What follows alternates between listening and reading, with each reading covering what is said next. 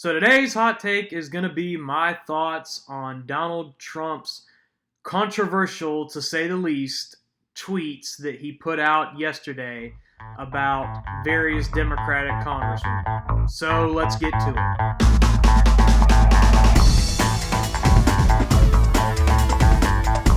Now this is probably going to be the most controversial hot take I've ever done because large numbers of people on both sides of the aisle are not going to like what I've got to say about this. The left is probably going to say that I'm not coming out strong enough against what Trump had to say, and there's probably going to be people on the right that are saying that I'm overreacting to it. But here we go. So yesterday morning, Donald Trump tweeted out the following.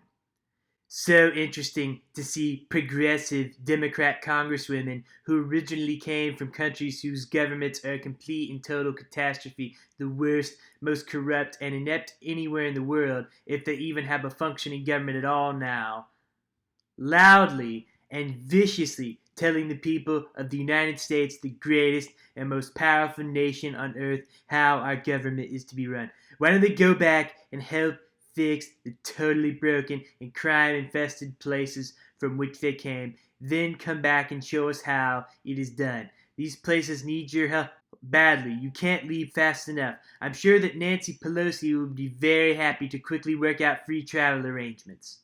Now, because Trump doesn't actually name names in any of these tweets, it's hard to tell who he's explicitly talking about.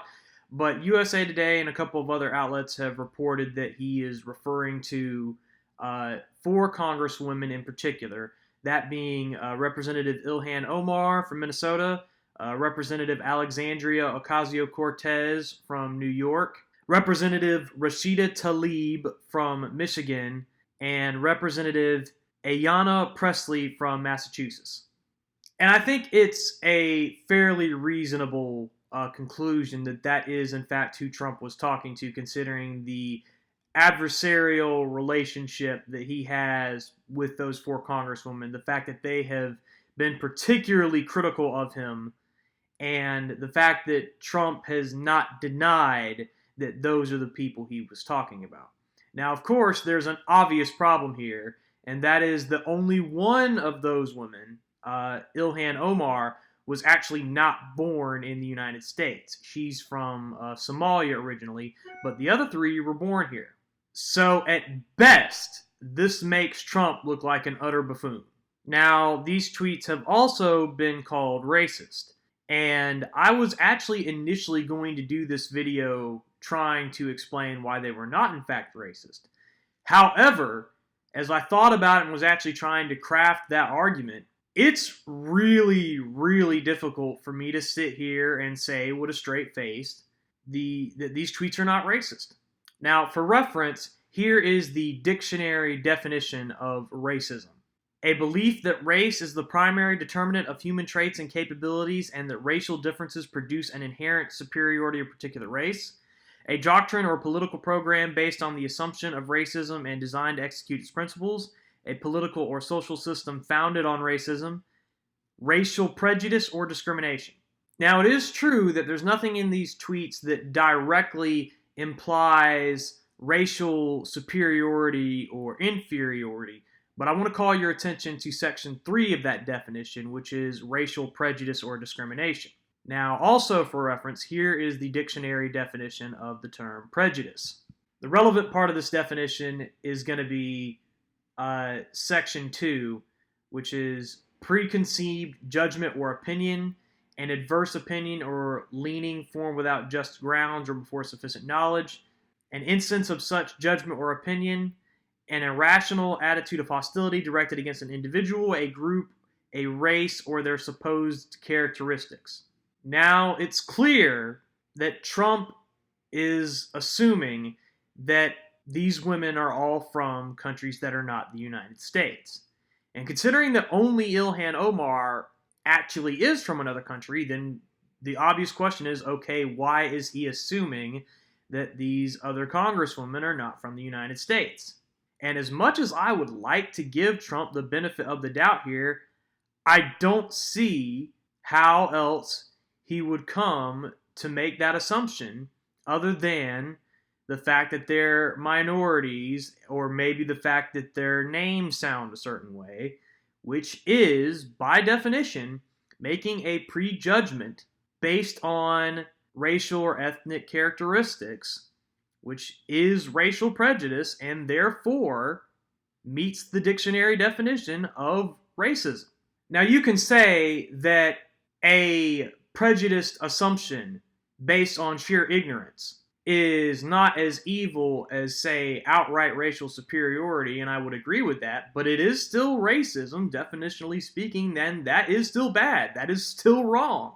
And this is one of the very few instances where I think Trump actually ought to apologize for the statement, because he's just wrong here. The assumptions he's making are just outright factually incorrect, and he's got no reasonable basis for them.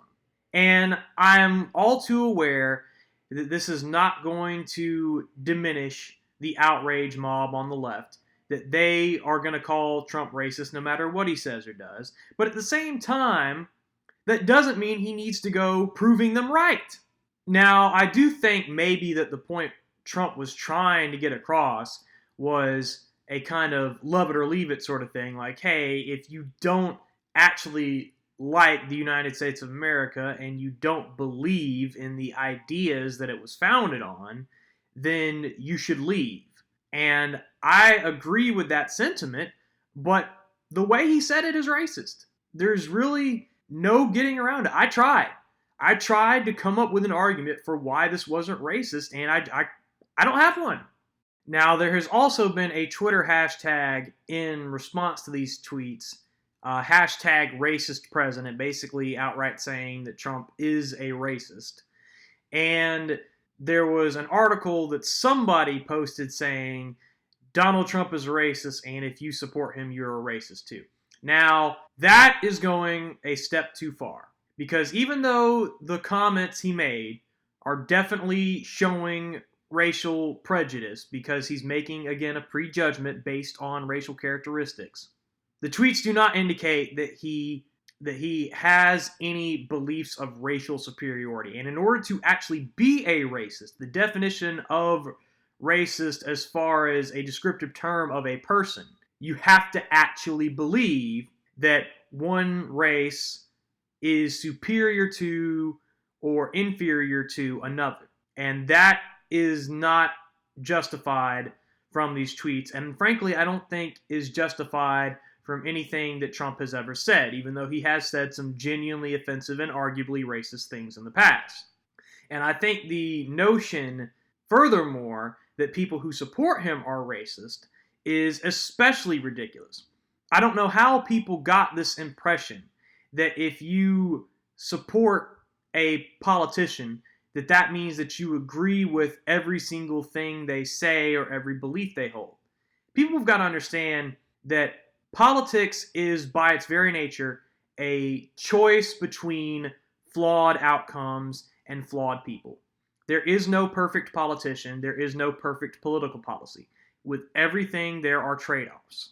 So politics is, frankly, just the process of, okay, what is the best outcome out of the options that are available? And as dumb as some of the things that Trump says are, as legitimately offensive as some of the things he says are, the calculation that most people, including myself, are making, like, well, okay, it's Trump or these intersectional socialists.